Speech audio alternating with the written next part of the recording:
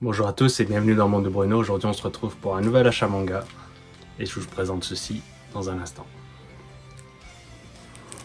Donc aujourd'hui j'ai été chez mon libraire.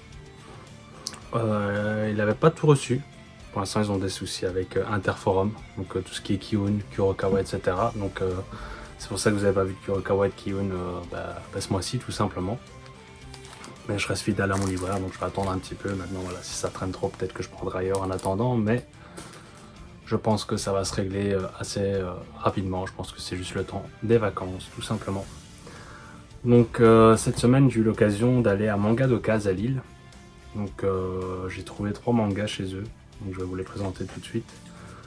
Je vais passer sur l'île avec un collègue. Du coup, je me suis arrêté là-bas et j'en ai profité pour regarder un peu ce qu'ils avaient d'occasion. Et malheureusement, je n'ai rien trouvé d'occasion, mais je leur ai pris quand même 3 tomes. Du coup, je leur ai pris le tome 4 de Blackjack, donc Give My Regards to Blackjack de chez Naban. Donc tome qui était présent chez mon libraire mais qui était abîmé de ce côté-là, donc fort déchiré.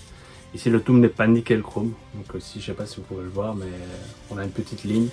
Et je préfère ça qu'une déchirure tout simplement quand on paye le prix neuf. Même si ça me frustre déjà d'avoir ce genre de détails, vous en verrez qu'il y en a un autre qui est plus ou moins du même style et ça me fait chier, donc parlons vraiment. Donc ça c'est de Shuo Sato, fini en 6 tomes, donc maintenant j'ai l'intégrale. J'ai déjà lu les 3 premiers tomes, donc j'ai plus qu'à lire la suite. Donc en tout cas les 3 premiers tomes étaient très bons, donc j'espère que la suite sera de même, tout simplement. On continue du coup avec un autre tome chez Naban, c'est Subaru, donc par Masahito Soda, donc c'est l'auteur de Capeta, donc la série de chez Nove Graphics sur le karting, Formule 1, etc. Donc moi j'ai aimé mes 4 premiers tomes, j'ai hâte de découvrir la suite de Capeta, parce que maintenant Nove Graphics va sortir la suite. Et du coup je me dis pourquoi pas tenter cette aventure, et j'étais persuadé que mon libraire n'allait pas le recevoir, en tout cas pas à temps. Donc c'est pour ça que je l'ai pris tout simplement là-bas. Donc avec Naban il y a pas mal de soucis en Belgique. Je pense qu'en France c'est pareil, mais voilà, comme il l'avait, j'en ai profité, tout simplement. Et pour terminer chez Mangadoka, je me suis pris le tome 9 de Gannibal, donc de Masaki Ninomiya, donc de chez Meian. À la base c'était une série que je comptais faire d'occasion. J'ai trouvé quasi l'intégralité, j'avais trouvé 11 tomes sur 13.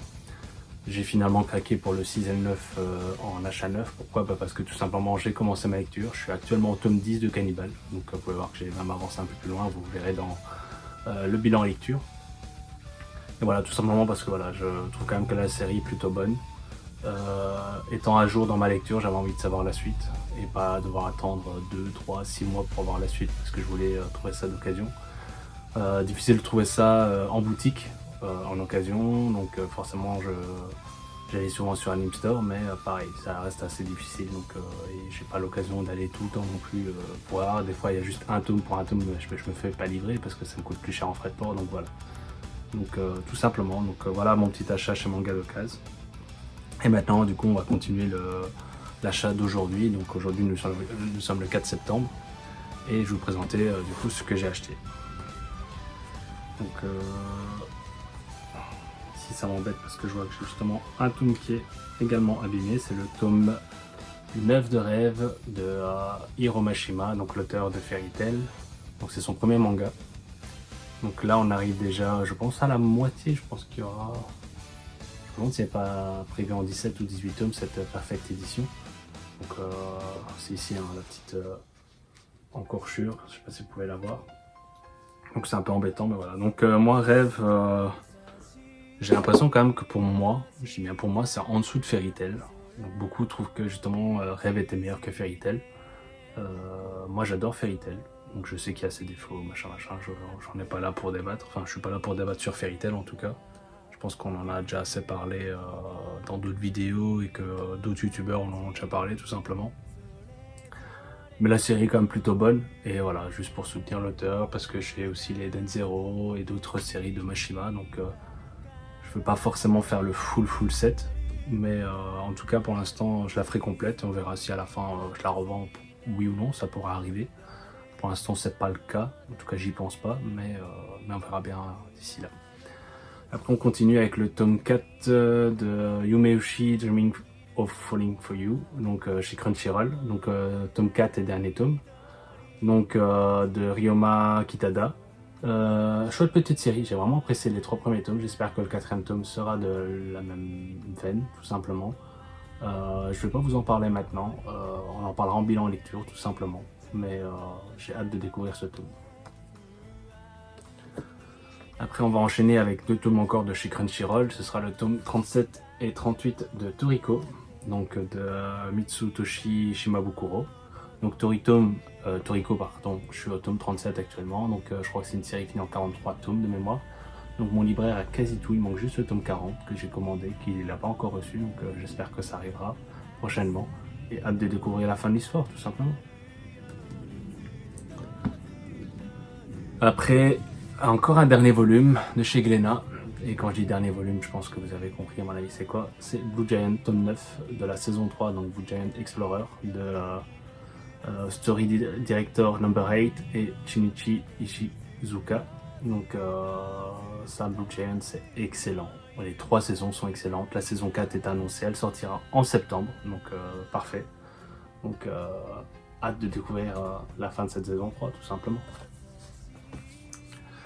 Après, nous avons 2 tomes de chez Nobinobi avec le tome 9 et 10 de Médaliste. Donc, je suis actuellement du coup à jour dans mes achats de Médaliste. Donc, comme vous avez pu le constater, ça s'est fait plutôt rapidement. À savoir que j'avais trouvé le tome 1 d'occasion. J'avais acheté 4 à 8 chez mon libraire. Il a eu récemment du coup le tome 2 et 3 que j'ai lu. Donc je suis actuellement au tome 5 dans ma lecture. Donc le tome 5, je n'ai pas encore commencé tout simplement. Donc je viens de finir le tome 4. Et du coup, hâte de découvrir la suite. Et comme je disais tout à l'heure, donc là, il y en a un qui est tombé. Mais c'est pas si grave. On peut constater ici, avec le tome 9, que c'est juste la jaquette. Hein. Mais la jaquette, elle a de ses pliures de dingue. Bon, malheureusement, je l'avais commandé, mon libraire en a reçu qu'un, donc j'avais pas vraiment le choix. Je me dis quand même que je l'ai commandé, donc c'est normal de le prendre. Mais c'est frustrant de payer un tome 9 dans cet état, tout simplement. Mais pour en revenir sur Médaliste, on en reparlera plus en bilan lecture. Mais c'est vraiment une très chouette petite série pour ceux qui aiment les shonen de sport. Franchement, n'hésitez pas. On continue avec un shonen de sport, mais cette fois-ci de chez Mangetsu. Et c'est Ice of Diamond, tome 5 de Yuji Terajima. Franchement, petite pépite. Les 4 premiers tomes se sont avalés d'une de ses vitesses. Normalement, ce sera en 2 saisons. Je pense que Mangetsu nous a promis de faire les 27 premiers tomes, ou ce sera en 27 tomes parce qu'ils sont épais. Je sais plus trop. Mais franchement, si vous aimez bien les shonen de sport, celui-ci, vous allez l'adorer également, tout simplement.